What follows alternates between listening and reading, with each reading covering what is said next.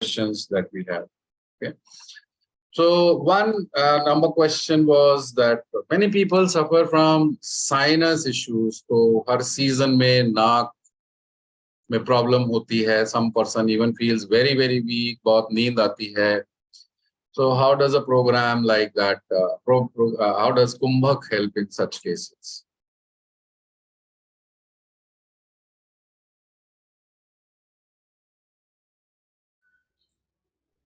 So, what are the types of people who face sinus issues? अगर आप देखेंगे ये थोड़ा ऑब्जर्व करेंगे ना तो आपको पता चलेगा. It is faced by people who have like more kapha nature. उनके बॉडी में कफ का यूटिलाइजेशन, बॉडी की गर्मी जो है वो ठीक से बढ़ती नहीं है. You can also call it metabolic heat. जठराग्नि जिनकी कमजोर होती है ना और वो कफ दोष के लोग हैं तो उनको साइनस का प्रॉब्लम होगा. Now what is the treatment they actually need? Sinus क्या होता है? यहाँ पे गैप होते हैं आपके, ये चीक्स के अंदर ना गैप होते हैं, तो वो एरिया हमेशा वहां पे कफ डिपोजिशन होता है. अगर वहां इन्फ्लेमेशन चालू हो जाए, किसी तरीके की ज्वलनशीलता अगर चालू हो जाए किसी वजह से, किसी तरीके की एलर्जी की वजह से, मौसम में पॉलन ज़्यादा है उसकी वजह से, मौसम बदला, ठंडा हो गया, कफ जमने लग गए, इन्फ्लेमेशन उससे भी हो सकता है, और बॉडी के हीट नहीं है कि इसको प्रॉपरली निकाल पा रहा है, तो ऐसे लोगों को साइनोसाइटिस होता है. अब आपकी बॉडी की हीट को थोड़ा सा बढ़ा देंगे तो ये प्रॉब्लम बड़ी आसानी से सॉल्व हो जाएगा. मुझे आप एक बात बताइए कि कौन सी दवाई आपके बॉडी की हीट को नेचुरली बढ़ाती है? या ये तो आपके शरीर की एक शक्ति है ना, ये बल है शरीर का, कोई दवाई तो नहीं बढ़ा पाएगी उसको. आपका भोजन नहीं बढ़ा पाएगा क्योंकि भोजन पचाने में जठराग्नि लगती है, तो आपका भोजन भी नहीं बना पाएगा आपका. और ये चीज देखेंगे थोड़ी गर्माइश होने पे वो ईज आउट, आराम मिल जाता है उसके अंदर, है ना. तो अगर नेचुरली बॉडी का हीट फैक्टर आप बढ़ा सकें किसी तरीके से, जठराग्नि बढ़ा सकें, या जिसे हम कहते हैं कि मेटाबॉलिक हीट बढ़ा सकें, तो ये प्रॉब्लम बड़ी आसानी से रिजॉल्व हो जाएगा. पर वो हम करने की बजाय कोई दवाई लेने की कोशिश करते हैं. मेडिसिन ज़्यादा से ज़्यादा क्या काम करेगा कि कफ को थोड़ा डिजॉल्व करके निकालने में हेल्प करेगा, मगर क्या है, वो कफ बनना या इन्फ्लेमेशन होने की प्रवृत्ति को तो नहीं बदलेगा. तो आप ट्रीटमेंट तो कर ही नहीं रहे हैं, ट्रीटमेंट तो करना पड़ेगा ना. थोड़ा सपोर्ट ले रहे हैं, है ना, थोड़ा कफ डिजॉल्व करने का सपोर्ट ले रहे हैं, तो वो सपोर्ट आप ले सकते हैं वो, लेकिन मैनेजमेंट है, वो ट्रीटमेंट तो नहीं है. अगर आपके बॉडी का हीट आप बढ़ा देंगे तो प्रॉब्लम सॉल्व हो जाएगी, बड़ी आसानी से हो जाएगी. और कुंभक क्या करेगा? वही काम करेगा. कुंभक क्या करता है? आप थोड़ा वैसे भी एक्सपेरिमेंट कर सकते हैं. थोड़ी देर आप सांस रोकिए, जितना आपकी कैपेसिटी है, 15-20 मिनट करिए, आपको देखना पसीना आने लग जाएगा. कुंभक करने से एक चीज जो सही होती है वो कि ये सभी लोग इसको रिपोर्ट करेंगे कि कुंभक जो भी कर रहा है उनका जो कफ है वो निकलने लग जाता है, साइनस क्लियरेंस हो जाता है. ठीक है ना. तो ट्रीटमेंट ये करना जरूरी है, बाकी मैनेजमेंट आप करिए जब बहुत जरूरत हो जाए, लेकिन अगर परमानेंट इलाज चाहिए तो ये आपके बॉडी के बल को तो बढ़ाना ही पड़ेगा.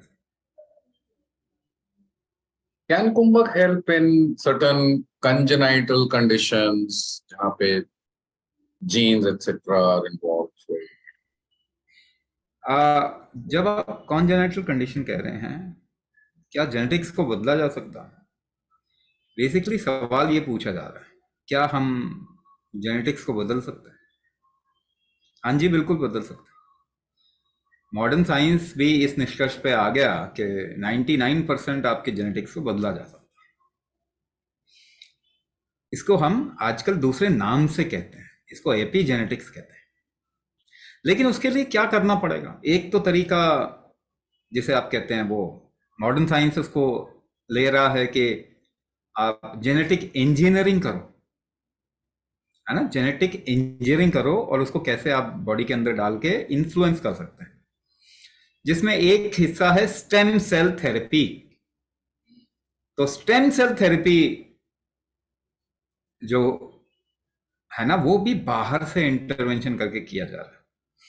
लेकिन अगर आप अंदरूनी देखिए, जेनेटिक्स तो वैसे ही चेंज होता है ना, इंसान का जेनेटिक्स बदलता है कि नहीं बदलता, जानवरों का भी बदलता है, समय के साथ बदलता है। मगर समय के साथ क्यों बदलता है? स्लो बदलता है, मगर कैसे बदलता है? एनवायरमेंट में जो एक्टिविटी एक लाइफ, चाहे वो ह्यूमन हो चाहे वो एनिमल हो, जो एक्टिविटी कर रहे हैं उसकी वजह से बदलता है। वो एक्टिविटी किसके आधार पे करते हैं? इकोसिस्टम का जो प्रेशर है या फिर इकोसिस्टम का जो आ, एक तरीके से टोपोलॉजी है, जो तरीका है, उसको सूट करने के लिए हम करते हैं। लेकिन आप कभी भी कोई एक्शन करते हैं तो आप सांस रोकते ही हैं। बिना सांस रोके आप कोई भी एक्शन करके दिखाइए। आप वेट उठाते हैं तो सांस रोकते हैं, आप चेयर से उठते हैं तो भी हल्की सी सांस रोकते हैं, आप चलते हैं, योगा, जुम्बा, एरोबिक्स, कुछ भी करो आपको सांस रोकना पड़ता है। आप पुश करो, पुल करो, जंप करो, सांस रोकना पड़ता है। शरीर के अंदरूनी कोई भी काम होते हैं उसमें भी सांस रोकता है, आप ध्यान नहीं देते। जैसे छींक जब भी मारते हैं तो पहले आप सांस रोकते हैं, उसके बाद छींक आती है। जब उल्टी करते हैं तो पहले सांस रुकती है, उसके बाद उल्टी होती है। थोड़ा सा साफ नहीं हो रहा पेट तो आप प्रेशर डाल के, सांस रोक के प्रेशर डालते हैं पेट साफ करने के लिए, और बहुत सारे काम। तो बिना सांस रोके तो कोई एक्शन होता ही नहीं है। तो जेनेटिक्स किस वजह से बदलता है? कुंभक की वजह से बदलता है। बिना कुंभक के जेनेटिक्स बदल नहीं सकता। कॉन्शियसली अगर अंदर डायरेक्ट करेंगे आप तो ये एपिजेनेटिक्स ट्रिगर बन जाएगा। तो कुंभक आपके जेनेटिक्स को बदल सकता है नेचुरल तरीके से, बहुत फास्ट। मगर उसके बावजूद मैं आपको एक बात कहूं, हैविंग सेड इट, इसके अंदर ना आपका एफर्ट की दरकार है। सबसे जरूरी चीज है कितना एफर्ट आप कर सकते हैं और कितना परसिस्टेंट एफर्ट कर सकते हैं लगातार। नहीं भी कर पाए पूरी तरीके से चेंज, लेकिन अगर आपकी अभी जो प्रॉब्लम है अगर वो 70-80% सॉल्व हो जाए तो क्या चलेगा? तो आप ऑलमोस्ट ठीक हो गए। तो क्या हम जो जेनेटिक प्रॉब्लम है या जेनेटिक कॉज है उसकी वजह से जो सिम्टम, जो प्रॉब्लम आ रहे हैं, क्या उसको हैंडल कर? वो बहुत जल्दी हैंडल हो सकता है। जेनेटिक्स चेंज होने में टाइम लगेगा, मगर जेनेटिक्स की डिविएशन या प्रॉब्लम की वजह से जो सिम्टम, जो परेशानी हो रही है, वो जल्दी सॉल्व हो जाती है। तो वो तो करना ही चाहिए ना, क्योंकि दवाई खा के अगर आप करेंगे तो आपका जेनेटिक्स और खराब हो जाएगा। ह्यूमन जीनोम डिविएट हो रहा है, ह्यूमन जीनोम डिविएट हो चुका है। एक बात मुझे बताइए, मैं आपको बड़ी सिंपल तौर पे समझाने की कोशिश करता हूं। अपनी दादी नानी को याद कीजिए, उनको थायराइड था क्या? उनको थायराइड तो नहीं था, मगर आज की जनरेशन को थायराइड है, फीमेल्स को, और बच्चों को, उनके फीमेल्स, अगर बच्चे फीमेल है तो 12-13 साल में थायराइड हो रहा है। वो बच्ची को तो जेनेटिक डिजीज हो गया, लेकिन वो जो मां है उसको जेनेटिक थोड़ी था। तो जेनेटिक डिजीज तो हम क्रिएट कर रहे हैं। 100 साल पहले कितने लोगों को डायबिटीज था? 100 साल पहले कितने लोगों को हार्ट डिजीज, ब्लड प्रेशर था? 100 साल पहले कितने लोगों को ऑटो इम्यून डिसऑर्डर था? तो वहां से नहीं आया है तो कहां कैसे आया? हमने क्रिएट किया। हम तो मार्स से नहीं ना, किसी दूसरे ग्रह से तो आए नहीं। तो हमारे पूर्वजों में अगर ये बीमारियां नहीं थी और हमें, हमारे में है और हमारे बच्चों को होगी, हमारे बच्चों को तो जेनेटिक्स हो जाएगा। मगर हमारे अंदर भी तो हमने जेनेटिक को डिविएट किया, तभी तो हुआ। और वो डिविएशन किस वजह से हुआ? जब आपने कुछ गलत चीज अपने शरीर में डाला। कोई भी केमिकल बॉम्बार्डिंग शरीर के साथ में अगर आप करेंगे तो जेनेटिक डिविएशन होगा। इसलिए ह्यूमन जीनोम डिविएट हो चुका है पिछले 100 सालों में। क्या इसको सही किया जा सकता है? बिल्कुल 100% सही किया जा सकता है। मगर सही करने का तरीका क्या? अगर आप एनवायरनमेंट को ठीक करने जाएंगे तो 200-300 साल लग जाएंगे। अगर आप सही भोजन की बात करेंगे तो आप बच नहीं सकते गलत भोजन से। दवाइयों से तो आप वैसे भी नहीं बच पा रहे। तो जेनेटिक्स को करेक्ट करने का एक तरीका जो इस वक्त में अवेलेबल है वो कुंभक ही है। ज्यादा एक्सरसाइज करोगे तो हार्ट अटैक आ जाएगा, क्योंकि हार्ट कमजोर है, लंग्स कमजोर है, लिवर कमजोर है। कुंभक उनको स्ट्रेंथ देने का, डायरेक्टली स्ट्रेंथ देने का तरीका है, और उसकी वजह से आपका जेनेटिक्स तो बदलेगा ही बदलेगा। तो कुंभक एपिजेनेटिक ट्रिगर है। सबसे पहली चीज क्या होगी, आप एम्पावर हो जाएंगे। धीरे धीरे करके आप देखेंगे समय के साथ जेनेटिक्स 100% बदलेगा। Medically, there are many conditions like ILD, COPD. Though you have answered, you tried to explain it earlier. So, for all with these conditions and many more others, how does Kumbhak therapy work in Shadam Pratishta? पहली बात मैं आपको ये बता देता हूँ, ILD और COPD बहुत आसान है ठीक होना। इट्स वेरी वेरी सिंपल, बहुत आसानी से ठीक होता है। लेकिन दवाई खाएंगे तो ये ऑलमोस्ट क्रॉनिक बन जाता है, आप इसे ठीक नहीं कर पाए। क्यों नहीं कर पाएंगे? बहुत सिंपल, जो क्रॉनिक ऑब्स्ट्रक्शन है वो श्लेष्मा फैक्टर, दोबारा से बोल रहा हूं, कफ डिपोजिशन के कारण होता है। इंटरस्टिशियल लंग डिजीज में सेल्स फंक्शनल प्रॉपरली नहीं होते हैं, जो लंग के एल्यूलाई हैं, सेल्स हैं, वो प्रॉपरली फंक्शन नहीं कर पाते। ये दो चीज बता रहा हूं, और दोनों के साथ में मैं आपको बताऊंगा इनको कैसे ठीक किया जाएगा। वैसे भी अगर देखें आप तो थोड़ी सी अगर हीट बॉडी को मिल जाती है तो उसमें ये बहुत गर्मी होगी ना, जब गर्म मौसम होता है बॉडी के अंदर हीट भी बढ़ी हुई, तो ये चीज होती नहीं है। सीओपीडी का असर आपको नहीं पता चलता।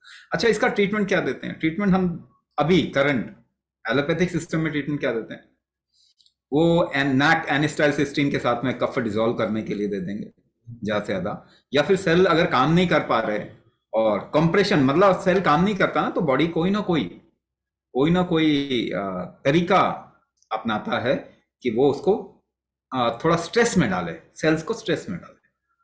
क्योंकि स्ट्रेस में जब भी आपका टिश्यूज आएंगे ना तो उनकी फंक्शनैलिटी बढ़ती है। कोई भी एफर्ट डालेंगे ना तो आपकी लंग की कैपेसिटी बढ़ेगी, आप एफर्ट नहीं करेंगे तो नहीं बढ़ेगी। सिमिलरली आपके शरीर के अंदर भी यही हो रहा है। तो वो कोई ना कोई हार्मोन रिलीज करके वहां पे स्पाज्म क्रिएट करता है आपका शरीर, वो उसको ठीक करने का तरीका।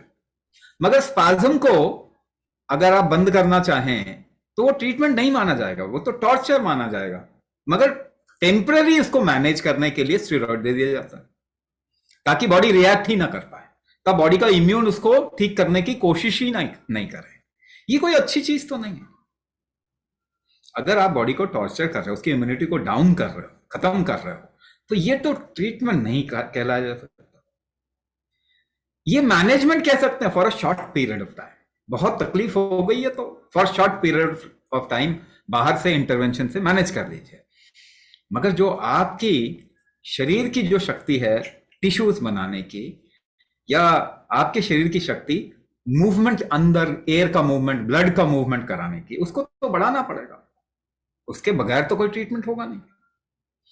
तो अच्छा, अब इसको मैं कुछ और चीजों के साथ में कनेक्ट कर रहा हूं।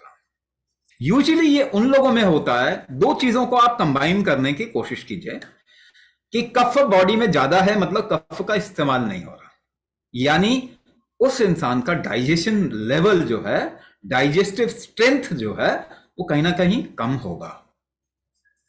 ऐसा देखेंगे जिनको भी लंग का इश्यू है और उनको डाइजेशन के साथ में कोरिलेट करेंगे तो आप पाएंगे कि नॉर्मल डाइजेस्टिव लेवल से उसका डाइजेशन का लेवल कम होगा, क्योंकि डाइजेशन ही इसको इस्तेमाल करता है। श्लेष्म संतर्पण कहते हैं इसको, श्लेष्म संतर्पण। जो फूड खाते हैं आप, जो भोजन लेते हैं, उसका दो पार्ट है, श्लेष्म विष्ठा, जो शरीर इस्तेमाल करता है, और जो वेस्ट है।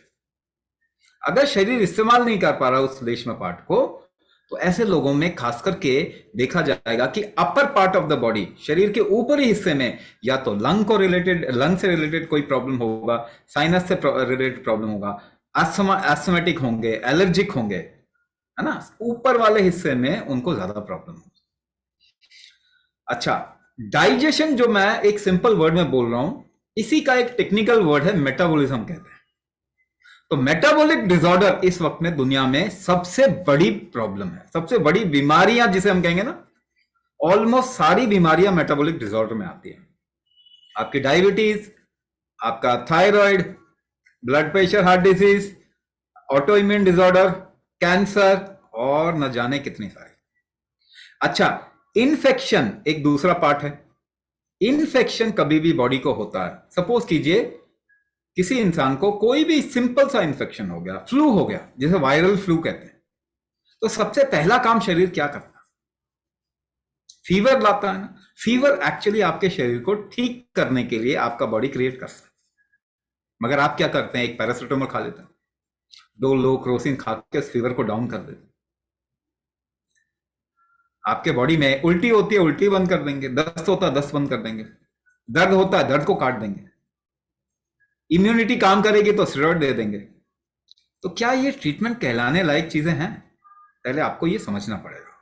अगर बचपन से लेके अभी तक आपके शरीर के साथ में आप ज्यादती कर रहे हैं, टॉर्चर कर रहे हैं, तो ये शरीर भी कहीं ना कहीं छोड़ देगा, गिव अप कर देगा, बस हो गया, बहुत हो गया, और उसके बाद में कोई सोल्यूशन नहीं है। इसीलिए कोई भी लंग डिजीज का पेशेंट, अस्थमा का पेशेंट, सीओपीडी का पेशेंट, आईएलडी का पेशेंट कभी ठीक होता ही नहीं। थोड़ा आराम मिलता है, फिर वापस थोड़ा आराम मिलता है, उसके साथ साथ नई नई बीमारियां आती आती है, क्योंकि आप टॉर्चर कर रहे हो बॉडी को फंडामेंटली। आखिरकार तो आप बेड पे ही जाके, हॉस्पिटल के बेड पे ही लेटेंगे ना, क्योंकि ट्रीटमेंट तो किया ही नहीं। तो आपको अपनी आंखें खोलनी पड़ेंगी। आप जो मर्जी मैनेजमेंट करवा लो जब जरूरत पड़े, मगर उसको झेलने के लिए भी आपके शरीर में शक्ति होनी। दवाई खाते हैं ना, दवाई के साइड इफेक्ट को झेलने के लिए भी आपके शरीर में शक्ति होनी चाहिए। भाई स्टेरॉइड तो आपको बिल्कुल खत्म कर देता है, लेकिन क्या आप वापस से अपने आप को रिवाइव करने की कोशिश करते हैं? आपने दवाई का कोर्स किया 6 महीने का, उसके बाद कुछ किया आपने ताकि आप वापस से रिवाइव करो अपने आप को? तो मेटाबॉलिक डिसऑर्डर देखेंगे तो वो तो बहुत ज्यादा हो रहा है। मेटाबॉलिक डिसऑर्डर होगा तो आपका शरीर कोई चीज बनाएगा कैसे? कोई टिश्यू बनाएगा कैसे? आपके लंग में तो सारे टिश्यूज मरते रहते हैं, खत्म होते रहते हैं, वापस भी तो बनना है उसको। अगर आपके बॉडी में वो हीट ही नहीं है, वो मेटाबॉलिक हीट ही नहीं है, वो मेटाबॉलिज्म ही ठीक नहीं है, तो कैसे बनाएगा? केवल सफाई करने से कोई आईएलडी और सीओपीडी ठीक तो नहीं होगा, है ना। थोड़ी सफाई कर दी तो कोई ठीक तो नहीं होगा। आपके इम्यून सिस्टम जो उसको अटैक करना या अटैक नहीं करता, आपका इम्यून सिस्टम वो ठीक करने की कोशिश करता है, स्ट्रेस में डालता है उसको, वो आप करने नहीं दोगे। दर्द के लिए दर्द के मैकेनिज्म काट देंगे। तो आपको कम से कम ये 6 बल जिसकी वजह से आपका लंग फंक्शन करता है, लिवर फंक्शन करता है, हार्ट फंक्शन करता है, किडनी फंक्शन करता है, वो तो बढ़ाना चाहिए। उसी से क्या होगा? अगर दवाई लेंगे भी तो उसके साइड इफेक्ट से बचेंगे। उससे क्या होगा? आपका लंग कैपेसिटी बढ़ती जाएगी, आपका ट्रीटमेंट होगा, नए सेल्स बनेंगे, मेटाबॉलिक हीट बढ़ेगा आपके शरीर में, तो नए नए सेल्स बनेंगे तो आईएलडी जाएगा, खत्म होगा। वरना तो खत्म तो होने नहीं वाला ना कभी, क्योंकि आप कोई भी दवाई आपके मेटाबॉलिज्म को ठीक नहीं करती, खराब ही करती। कोई भी दवाई आपके रीजनरेशन को तो ठीक नहीं करता। आपके शरीर में नई चीजें बनने की के लिए जो शक्ति चाहिए वो तो नहीं बढ़ाता। भोजन खा के मैराथन थोड़ी दौड़ने लग जाते हैं। कितना भी फूड अच्छा करना है, फूड को मैनेज करना वो मैनेजमेंट है, वो ट्रीटमेंट नहीं है। आपकी लाइफ ऐसी होनी चाहिए, जिंदगी में कुछ भी, कैसा मौसम आए, कैसा भी भोजन करें, आपको प्रॉब्लम नहीं होनी चाहिए। यही है ना। नहीं तो भोजन मैनेज करो, लाइफस्टाइल मैनेज करो, ज्यादा काम मत करो, यहां मत जाओ, वहां मत जाओ, ये कोई लाइफ थोड़ी होती है। अपने आप को एम्पावर कीजिए और उसके बाद आप देखेंगे जो भी कुंभक कर रहा है उसकी लाइफ में एक स्थिति ऐसी आएगी कि बहुत सारी प्रॉब्लम भी उसको हिला नहीं पाएगी। ये तो 100% गारंटी। तो आपको एम्पावर करना पड़ेगा अपने आप। अच्छा, और भी हजारों तरीके से मैं चीजें समझा सकता हूं। सीओपीडी अगर आपका एक और कॉज है कि भाई जो बलगम जम जाता है जिसकी वजह से सांस नहीं आती, अगर थोड़ा अंदर प्रेशर डालेंगे ना, चाय की छन्नी होती है कि नहीं, चाय की छन्नी होती है, उसमें चाय छानते हैं, मलाई जम जाती है, अब पास नहीं होता कोई भी, ये सीओपीडी है। अब चाय छन नहीं रही, उसमें से क्या करते हैं आप? थोड़ा जोर लगाते हैं, एक चम्मच लो, दबाओ, दबाव डालते ही छन जाती है। अंदरूनी दबाव कैसे बनाएंगे आप शरीर के अंदर? कुंभक से ही बनाएंगे ना, कोई और तरीका है क्या? कोई और तरीका ही नहीं है।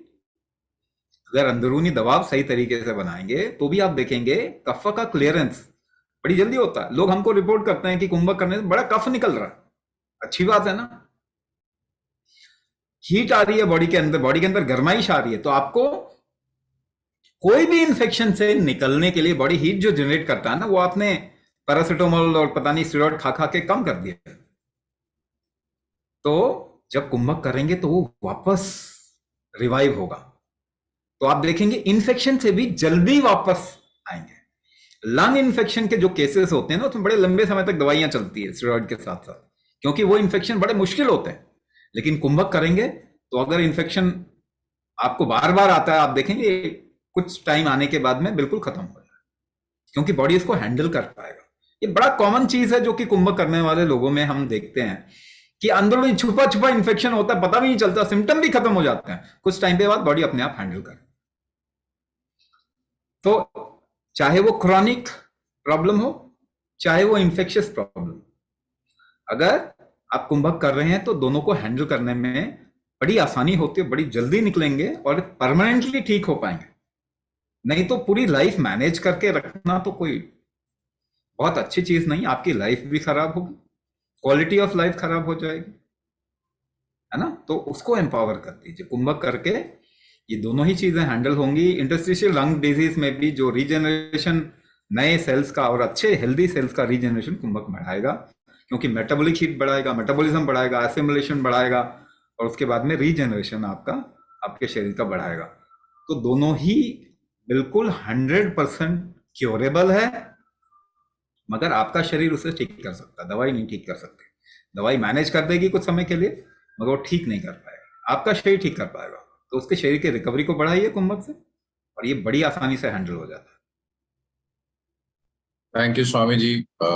We've covered a whole lot of questions today about how Kumbhak works, about certain unimaginable things like correcting genetic defects, and also a lot of people like sinus and other problems. And we've also answered about ILD and COPD because बहुत सारे लोग इन चीजों से सफर करते हैं. Now the only question remains is, do you wish to come out of it? If you wish to come out of it, either leave your number or join the course. We'll post the recording of the webinar a little later. Thank you so much for joining in on behalf of Swami Raj Vibhu and my entire team at Astika Kumbhak. Namaskar.